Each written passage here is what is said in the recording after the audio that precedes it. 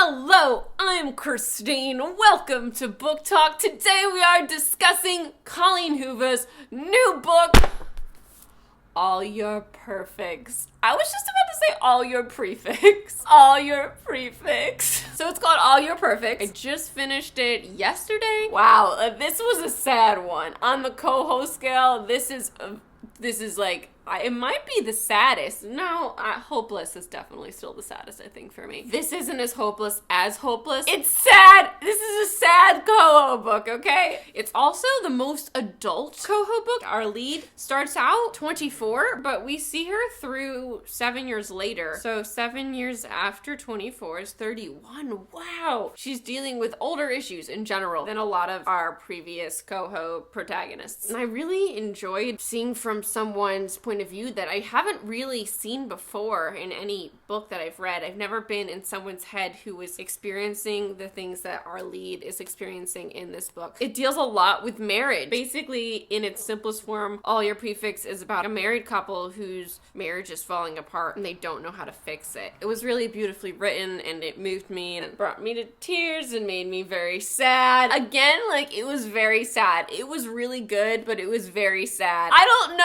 how to rate this. I don't know where to put it. It was really moving, but it was really upsetting. What was that Coho book that was recently came out, but it wasn't Atria Books? It was like a red cover with the abusive relationship. That one, also, I didn't know how to rate, and I never finished the last like 20 pages. That epilogue was so long, and then I had to leave it at home because I had to come back here, and my suitcase was too heavy, and I never finished it. It was so emotionally tolling. I really love the opening of this book, the meet cute, and I think that's all I can say in this non-spoilery section. I would give this, I want to say A-, but I also want to give it a B+ because I was really sad. That's it for the non-spoilery section. If you have not read this yet, please leave now. Go ahead, read it, come back, and we can discuss. Goodbye, non-spoilery people. Bye-bye, bye-bye.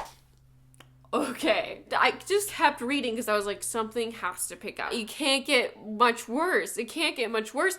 And then it did, and it did, and it did, and it did. When she had that miscarriage, oh my god. I was waiting for the miracle to happen, and it never did. I love the relationship that Quinn has with her sister, and oh, I hated that Ava moved away, but then they moved out there. I love that they went and lived in Italy with them. I think that was really, really nice. And gosh, Graham was just so wonderful, like consistently so wonderful.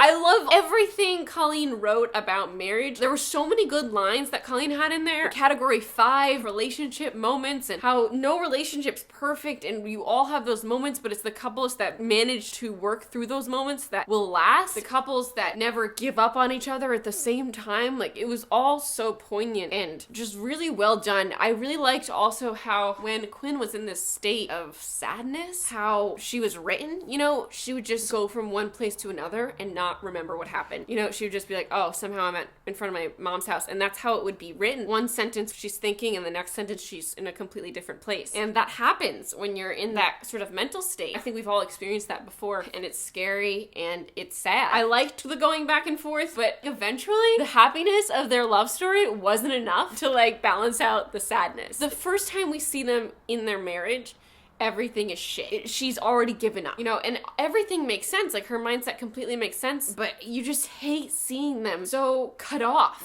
They're not communicating at all, and it hurts. It hurts to watch them lie to each other and her to not tell him how she's feeling. It's very upsetting. I love seeing them fall in love, but after a while I was like, but it didn't last. Nothing lasts. If you guys can't make it, no one can. And it just adds kind of to the depressing aspect of it, seeing how great they were before, how 100% they were. And they went from 100% to like 10% in these 7 years. Like, how did this couple go from this to this? And we know how they got there. We see it. Colleen puts it so beautifully and depressingly at the end. One accident can take you out of being an Olympic runner.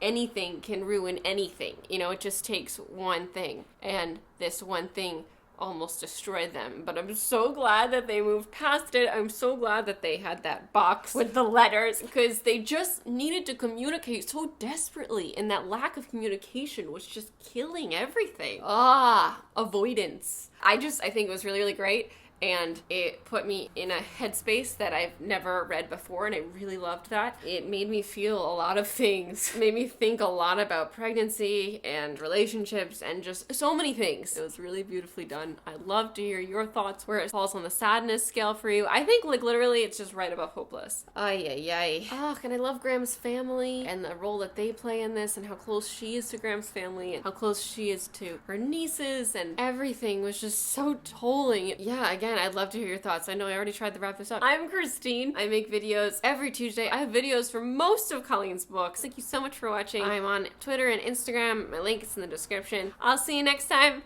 Goodbye!